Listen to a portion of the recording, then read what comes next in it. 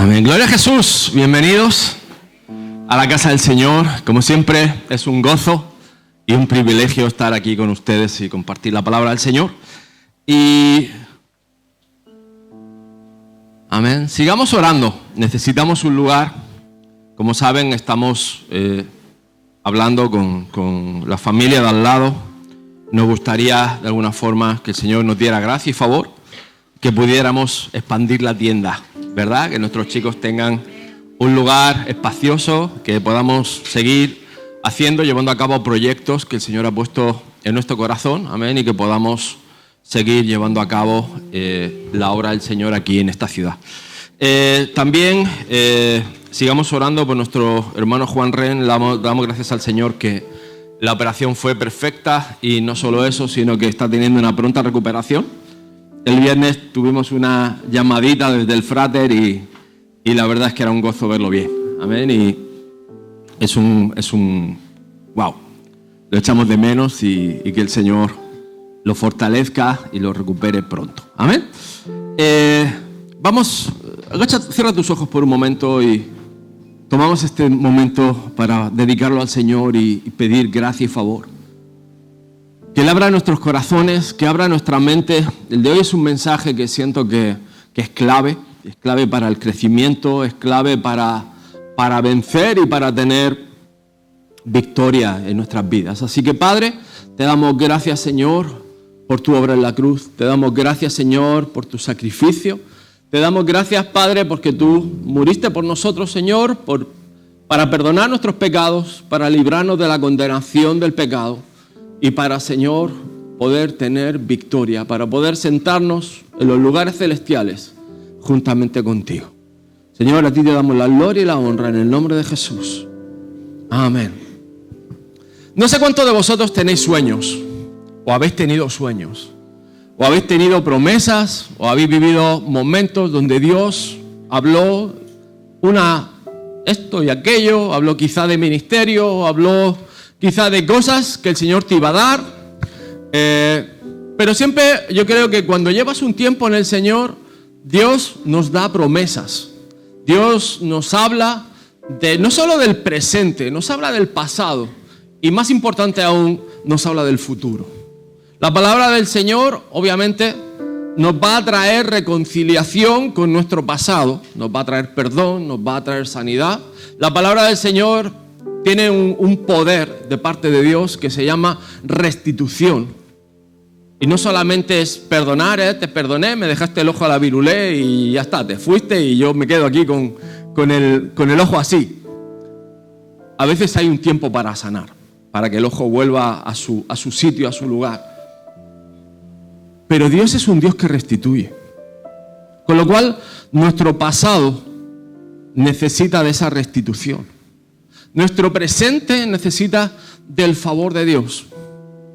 Y nuestro futuro necesita de la revelación del Señor para que podamos entrar en su perfecta voluntad. Es decir, hay un momento clave que el Señor va a empezar a hablar de lo porvenir.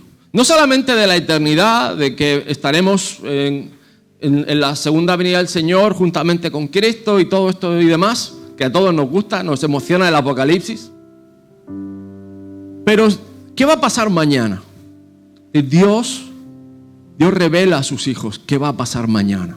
Cogen la Escritura y lees a Enoc y el Señor le estaba revelando. Dios revela su corazón a aquellos que son íntimos con Él. Es decir, aquellos que prestan oído, que dedican el tiempo, que consagran el tiempo, Dios habla de lo porvenir. Y yo creo que ahí es donde entran esos sueños, esas esperanzas, el llamado que puedas tener de parte de Dios, el por qué estás aquí. Hay un porqué y no es casualidad, y Dios tiene un plan y un propósito contigo. Y muchas veces te preguntas, pero ¿cómo vas a usar el Señor a un pecador como yo? ¿No? Hay tantos himnos que donde reconocemos nuestro estado pecaminoso inicial y cómo es posible que Dios haya puesto por un minuto la mirada sobre tu vida. Pero nada más lejos de la realidad. Es decir, hay una verdad a través de toda la Escritura, que da igual cuál sea tu pasado. Dios ha puesto Y Dios está poniendo su mirada sobre ti. No pasas desapercibido para Dios. No eres una equivocación, no eres una casualidad, no eres una coincidencia, no eres una noche de Luis Miguel. Eres el plan perfecto de Dios. Y déjame decirte algo, en ese plan y propósito de Dios, Dios quiere cumplir sus sueños en ti. Ahora, Pastor Nicky explicaba una cosa y que estoy 100% de acuerdo y tengo que confesar que no lo había visto. Pero una muy buena parte de que todas esas palabras, promesas, profecías que se cumplan, no forman parte de la predestinación. Es decir, se van a cumplir haga yo lo que haga. No te equivoques. No se van a cumplir haga yo lo que haga. Toma parte, tu disposición. Que se haga Dios tu voluntad en mí forma parte de una rendición y un sometimiento, primero de todo, de tu voluntad, de tu corazón, de tu mente, de tu espíritu, de ese indomable que todos llevamos dentro, de ese pequeño rebelde que todavía tiene 18 años y se ponía el pelo pincho o se lo dejaba largo. Pero ese es el que hay que domar. Y esa es la valentía que como creyentes tenemos que empezar a tener entendimiento. Que sí, estamos en una guerra, estamos en una batalla espiritual. Si haces un ejercicio que espero que no hagas, y es ponerte en YouTube guerra espiritual, porque vas a escuchar todo tipo de colores y canciones y decretos y que si derramo sal, que si derramo aceite, que si ando por la calle con una túnica y con un cuerno de cabra. Vamos a ver, empezamos el fin de semana pasado, a ver un poquito qué es guerra espiritual. Porque Jesús la hizo. Yo no sé en tu Biblia, pero en la mía no sale ningún cuerno, no sale ningún paquete de sal, y no sale derramamientos. Es decir, puede haber actos proféticos. Yo creo en los actos proféticos, por supuesto que sí. Pablo vivió actos proféticos, lo amarraron con un cinto, le profetizaron. Pedro vivió actos proféticos, sí, tuvo revelaciones proféticas, tuvo sueños, tuvo visiones. Sí, yo creo en eso. Pero creo que se está haciendo una guerra en una dimensión donde no tienes autoridad. O donde no hemos tenido autoridad, porque Dios no te ha llamado a eso. Y porque la palabra del Señor no está siendo bien enseñada. Pero pongamos el fundamento. Los fundamentos de guerra espiritual tenemos que empezar para qué son. Y lo primero es, empecemos en el Nuevo Testamento, tal como Dios, nuestro Padre, lo planeó. Es decir, dentro del plan de Dios, Jesús entregó su vida por nuestros pecados para rescatarnos de este mundo de maldad en el que vivimos. Es decir, el plan inicial de Dios, planeado por Dios, fue que Dios entregó a su Hijo para que usted tuviera rescate del mundo de maldad en el que vivimos. Plan 1. Vamos al plan 2. Dios hará que los pecados de los malvados se tornen contra ellos. Los destruirá por sus pecados. El Señor, nuestro Dios, los destruirá. Es decir, Dios gobierna, pero es el pecado el enemigo público cristiano número 1. Antes de las huestes celestiales, antes de meterte por potestades y huestes celestiales y otras tantas historias, empecemos por el principio. Y el principio había un huerto y Dios habló, Satanás confundió, pero yo no veo ningún ataque de Jesús en el huerto a Satanás. Jesús ordenó, vas a comer del polvo, vas a arrastrar tu barriga vas a estar sometido, vas a estar aquí en la tierra. Eso es lo que dice Génesis. Y hasta el momento en el que Jesús venció al pecado y venció a toda autoridad y toda potestad, estábamos viviendo en otro tiempo, donde el ministerio profético, donde la palabra profética era individual, a un hombre, a un colectivo, a una escuela de profetas. Se levantaron hombres como Elías, se levantaron hombres como Moisés, se levantaron hombres como David. Pero tenemos que entender, hermanos, que hay que ir a la raíz del problema. Y la raíz del problema es que tenemos algo que nos separa de Dios, que se llama pecado. Pero que tenemos la solución, que nuestro sumo sacerdote, no es otro que Jesús, que se ofreció a sí mismo y a Dios como un solo sacrificio por los pecados, válido para siempre, y Dios le dio toda autoridad a su diestra. Jesús está sentado a la diestra del Padre y tiene toda autoridad. Y te lo he puesto en verde por si no te dabas cuenta. Válido para siempre. No hay fecha de caducidad, no tiene fecha de término. Es válido para siempre. Ahora, ¿cómo derrotamos al enemigo? Dice la palabra que nuestra lucha no es contra carne ni sangre, sino contra huestes espirituales. Ok, eso lo dice. Lo creemos. ¿Cómo lo derrotamos? ¿Cómo lo derrotamos? Es decir, haciendo guerra espiritual. Yo decreto, yo mando, yo digo. ¿Qué dice la palabra del Señor?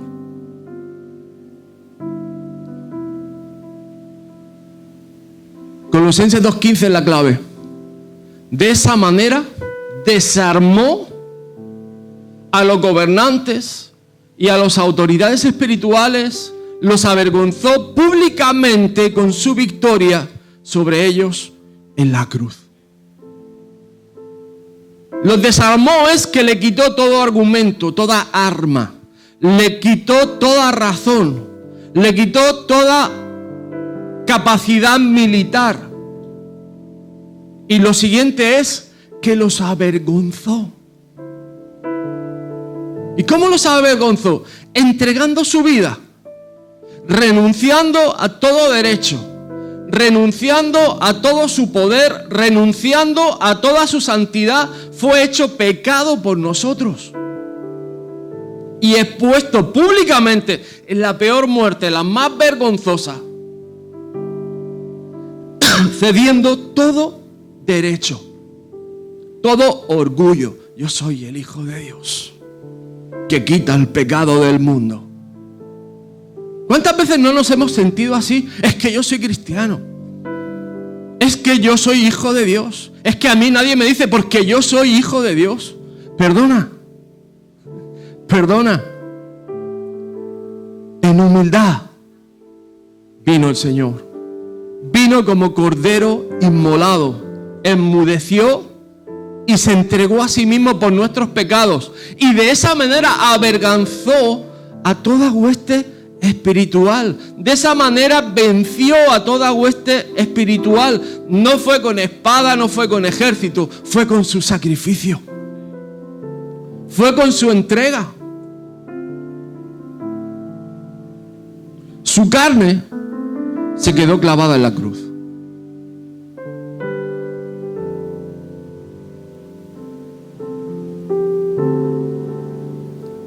Su carne fue puesta en un sepulcro y resucitada al tercer día.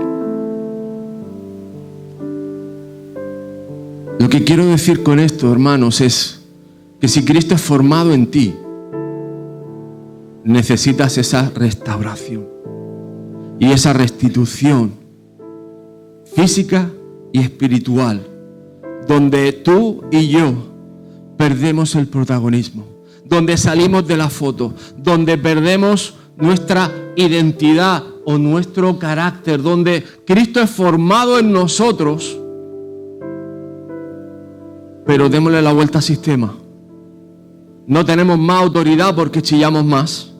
No tenemos más razón porque hablamos contundente. No tenemos más razón porque somos muy sinceros. Y no tenemos más razón porque somos impertinentes. Tienes más razón cuando tienes más autoridad de Cristo. Y tienes más razón cuando la autoridad de lo que dice la palabra de Dios sale por tu boca. Tienes más poder cuando te alineas con el cielo y hablas las cosas que has oído al Padre decir que van a pasar en la tierra. Ahí es cuando tienes autoridad, ahí es cuando tienes poder, ahí es cuando tienes la capacidad de alinear cielo y tierra. Porque Dios lo ha dicho y yo lo confieso. Y yo lo declaro. Pero no declaro lo que yo quiero, lo que a mí se me ocurre o lo que a mí me interesa. Declaro lo que Dios dice en su palabra. Y su palabra tiene poder y su palabra tiene verdad. El segundo punto de esto es: Jesús en todo tiempo reconoció autoridad. Y Jesús dio una lección clave en contra del individualismo y a favor del colectivo. Y entendiendo que era el tiempo de la iglesia, que usted es necesario en su iglesia local, que usted es parte del cuerpo de Cristo. Y no solamente de su iglesia local, sino de la iglesia que Dios está levantando a nivel mundial. Y en la iglesia, hermanos, hay autoridades. En la iglesia hay personas puestas, designadas por Dios, mejores y peores, con fallos, defectos y virtudes, y llenos de lo que todos entendemos como ha sido un encuentro personal con Jesús. A partir de ahí, cuando nos reconocemos los unos a los otros, usted puede descansar. Porque si yo me equivoco, yo tengo que darle cuenta a Dios. Y no solo le doy cuentas por mí. Dios me rinde cuentas por todo lo que veis aquí. Pero es que, ¿sabes qué te digo? Que yo no tomo un paso si no hablo con mi pastor. ¿Y sabes qué? Que yo descanso. Porque él no solo tiene que dar cuenta de él, él tiene que dar cuenta de mí y de otros tantos pastores que tiene bajo su cargo. Y a día de hoy lo reconozco como una de las personas con mayor consagración y santidad que conozco. Y con mayor disciplina y con mayor entrega de parte de Dios. Y un hombre que no está andando en tonterías, sino que es un hombre que es íntegro delante de Dios. Y eso es lo que tenemos que buscar y eso es lo que tenemos que reconocer. Que, hermanos, aislados no es el plan de Dios. Estamos viviendo otro tiempo, donde los aislados no son los profetas que han superdescubierto no sé qué revelación. Es que yo tengo tanta revelación que yo no me puedo someter a nadie. Perdona, Cristo tenía la mayor revelación del mundo y Cristo estaba sometido. Cristo tenía la revelación del Padre directa en Wi-Fi, 5G y todo lo que quieras. Pasaban las cosas, Cristo respondía calentito. No titubeaba, no dudaba, porque Él era el verbo, la palabra de Dios. El rema de Dios fluía sobre su boca de manera directa. Y no tenía que estar esperando una respuesta. Ay, Señor, ¿qué contesto? Jesús respondía. Cuando estás aislado, estás fuera de cobertura. Y fuera de cobertura hay un peligro muy importante. Y es que no te funciona la localización, la ubicación. Y al final te desubicas. Te lo traduzco al almeriense, te pierdes. Y qué bueno es calibrarse, decir, antena norte, antena sur, una triangulación, estoy aquí. A lo mejor no es todavía el lugar donde tienes que estar, pero es donde Dios te quiere. Y a donde tienes que ir. Pero para eso necesitas ubicarte. Y por supuesto, Necesitas aliados. Que no estás llamado a pelear nada solo. Óyeme bien, que hablamos de guerra espiritual. No estás llamado a ser el guerrero solitario, el llanero solitario, estrella plateada y todo lo que quieras. O sea, no estás llamado a eso. No es el tiempo de eso, es la iglesia. Perdona, que Cristo viene a por su iglesia. Cristo viene en la segunda venida y viene a por el llanero solitario, estrella de plata. No, viene a por la iglesia. Viene a por su cuerpo, a por su esposa. Y no tenemos ninguno la exclusiva, perdóname que te lo diga. Y los aliados van a ser aquellos que tengan esa misma unanimidad en espíritu, en corazón y en mente. No porque estemos haciendo reuniones reunidas de iglesias, jugamos todos al mismo juego. Esa unidad no funciona. Funciona la unidad de corazón, de espíritu. Esa sí funciona. Funciona cuando todos estaban unánimes en un mismo espíritu esperando la visitación del Espíritu Santo. Eso sí funciona. Porque hay un corazón, hay una expectativa y hay un entendimiento del tiempo de Dios. Eso sí funciona. Reunirte por reunirte no funciona. ¿Cuáles son las motivaciones? ¿Cuál es el motivo? ¿Cuál es el porqué? ¿Estás unánime en un mismo espíritu esperando recibir al Señor? Déjame decirte algo. La primera tentación de Jesús. Jesús estaba aislado. Estaba solo en el desierto. Habían pasado 40 días. Por supuesto, tendría debilidad y acabamiento. Tendría sed a morir. Tendría hambre. Pues imagínate, 40 días sin comer. Pasamos 3 horas. Si te duele el estómago, imagínate 40 días.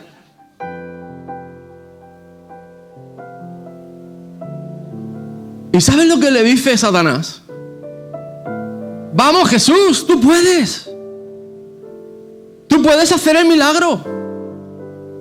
Tú puedes orar por estas piedras que se conviertan en pan. Y no le está mintiendo, le está diciendo una media verdad.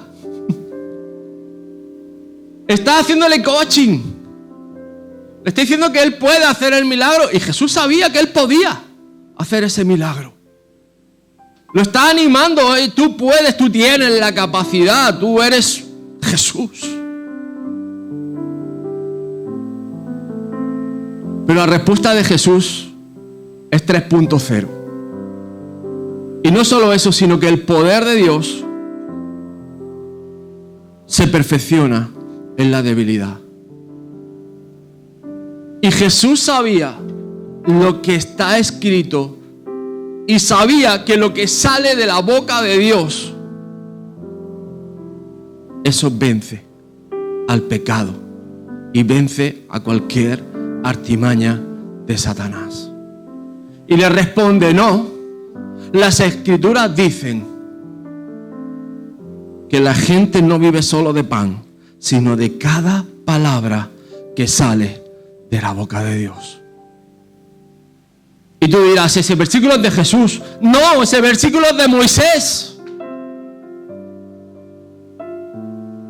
En Deuteronomio 8:3 dice, si te humilló permitiendo que pasaras hambre y luego alimentándote con maná, un alimento que ni tú ni tus antepasados conocían hasta ese momento, lo hizo para enseñarte que la gente no vive solo de pan, sino que vivimos de cada palabra que sale de la boca del Señor. Jesús había cogido el Pentateuco y había respondido a Satanás con la palabra del Señor, con lo que sale directamente de la boca de Dios, y le dio autoridad para derrotar al enemigo en ese momento, en esa hora, pum, pum, y se acabó. Victoria definitiva. Cero argumentos, cero pleito. Ahora, escúchame bien. Hay una verdad aquí. Vino la última cena del Señor. Y Jesús le dice a sus discípulos, he tenido muchos deseos de comer esta Pascua con ustedes antes de que comiencen mis sufrimientos. déjame decirte algo. Jesús, en ese momento en el desierto, podía haber orado por ese pan y esa piedra se hubiera convertido en pan. Y cuando Jesús hubiera partido ese pan para echárselo a la boca, el único que hubiera participado de ese almuerzo era Jesús. Pero Jesús no hizo eso. Jesús esperó a partir el pan cuando sus discípulos estaban sentados a la mesa. Y dice, ahora les digo que no volveré a comerla hasta que su significado se cumpla en el reino de Dios. Y es que todos ustedes, yo incluido, participamos del cuerpo de Cristo en su sacrificio. Fue partido por todos nosotros, sin excepción. No era un tema individual, no era un tema aislado de Jesús, era un cuerpo partido por cada uno de nosotros, para que usted participara de los padecimientos y del sufrimiento y de la victoria que Cristo Jesús trajo. No era solo para nosotros, sino que entendiéramos el principio del reino. Esto no va de ti, no va de mí, va de su iglesia. Esto va de un entorno donde estamos compartiendo todos los hermanos, donde somos parte, donde somos necesarios, donde no te des de baja de la fila por mucho que te ofendan. Toma una determinación, hermano, y sea lo que sea. A ver, no te digo que comulgues con el pecado, pero cuidado con la ofensa. Mucho cuidado con el chisme. Mucho cuidado con la habladuría. Mucho cuidado con darle lugar al diablo. Mucho cuidado con romper el cuerpo de Cristo. Mucho cuidado con todo eso. Mucho cuidado con la actitud de nuestro corazón. Mucho cuidado con la queja. Estamos trabajando y nos estamos quejando. Todo parece que hemos comido culebras.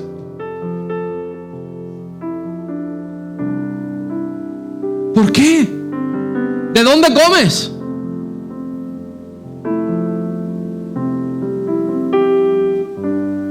Sean agradecidos, sean humildes, sean serviciales, sean disponibles, sean dispuestos. Tengan un corazón agradecido, honren a Dios con sus vidas, den testimonio.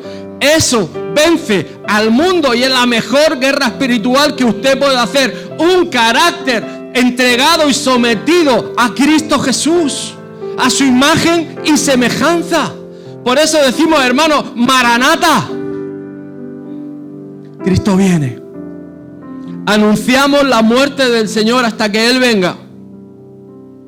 Pero proclamar su muerte, escúchame bien, los católicos se han equivocado en una cosa. No, bueno, en algunas. Se quedaron contemplando la cruz. Y cada vez que van a la iglesia contemplan una imagen. Pero proclamar su muerte no es contemplar una imagen y hacer una plegaria. Proclamar su muerte es decir que Cristo ha resucitado, que ha traído el perdón para nuestros pecados, que ha vencido a la muerte y nos ha dado vida, y vida en abundancia. Proclamar su muerte es que Él murió por ti y por mí, y proclamo que Él ha vencido a toda hueste demoníaca y ha vencido a todo principado y tiene el gobierno y el control de todo el mundo, por ti y por mí. Eso es proclamar su muerte, eso es yo creo en Cristo Jesús. Aleluya.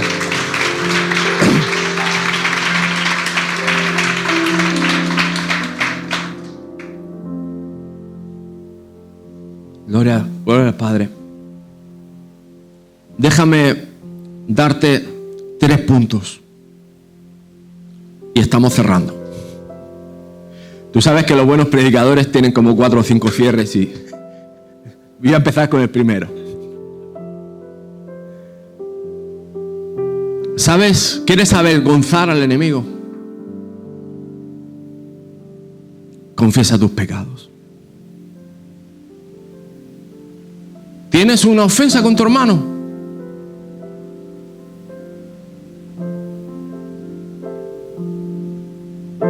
Tío, me he equivocado. Perdóname. Y en ese momento, usted está exponiendo la obra de Satanás. Está avergonzando al diablo. Porque se acabó el odio, la rencilla, la falta de perdón. Hermano, no lo hice bien. No quiero que te pongas un cartelito de decir, mentí ayer por la tarde a las 5:15. ¿Vale? No cartelitos, no estados de WhatsApp. La palabra dice que cuando tengas una ofensa, antes de traer tu ofrenda, ve con tu hermano. Y asocia tu ofensa con tu hermano. Y la victoria de todo esto está cuando tú te reconcilias con tu hermano. La segunda es parecida. Mantente en comunión con tu hermano. No solo reconcíliate, restituye. Habrá veces, oye, hay gente persistente con ciertos malos hábitos. Huye de los malos hábitos. Es que mis amigos todos se drogan. Huye. Por mucho que pidas perdón, huye, apártate. Es que mis amigos van a robar. No compartas eso. Entiéndeme. Pedir perdón por algo que no has hecho bien es de valientes. Pero la palabra dice, cuando pidas perdón, cuando te arrepientas, vete y no lo hagas más. ¿Ok? Entonces, no es pido perdón y sigo haciendo lo mismo. No. Si tienes que apartarte, apártate. Pero que no quede en ti la ofensa. Sé libre y libera a la otra persona. Y número 3, entiende que el primer ministerio que usted y yo tenemos se llama Ministerio de la Reconciliación. Y lo primero que dice, que todo el que pertenece a Cristo se ha convertido en una persona nueva. ¿Cuántas personas nuevas hay aquí? Qué poquitas hay, me faltan ahí 4 o 5. La antigua vida ha pasado.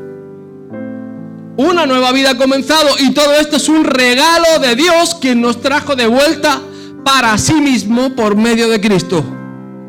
Y Dios, escúchame bien, leamos juntos.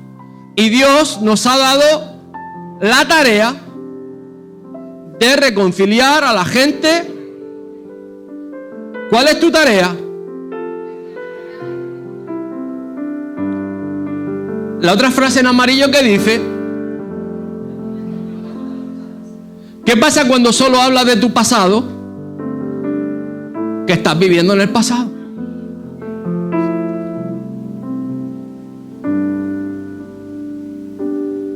¿Estamos llenos de viejas glorias o queremos ver las glorias nuevas del Señor? ¿Queremos ver las misericordias del Señor o queremos vivir de las viejas glorias del Señor? ¿Queremos cumplir sueños o queremos revivir las pesadillas?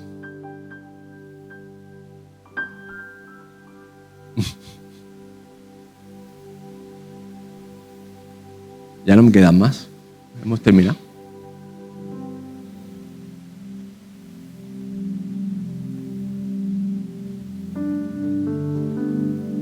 Tenemos tarea. Confiesa tus pecados. Miren, no somos y nunca seremos la mejor iglesia, pero sí podemos ser los mejores hermanos. Y los mejores hermanos son aquellos que tienen una relación personal sana. y han quitado toda ofensa. No estamos llamados a estar aislados, estamos llamados a estar en comunión. Y tenemos un llamado de parte de Dios, que es a reconciliar al mundo con Él. Así que en la parte que nos corresponde, respondamos al llamado de Dios. En la parte que nos toca, respondamos al llamado del Señor. Es decir, Señor, no quiero que el diablo tenga nada de qué acusar. Yo amo a mis hermanos, amo mi iglesia. Vamos a conocernos, vamos a amarnos. Y sobre todo vamos a aliarnos para conquistar el mundo. Amén. Ponte de pie, vamos a orar.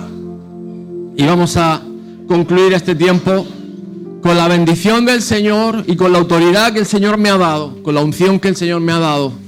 Quiero orar por ti. Si el Señor te habló, si el Señor puso esa convicción en tu corazón, que tú puedas reaccionar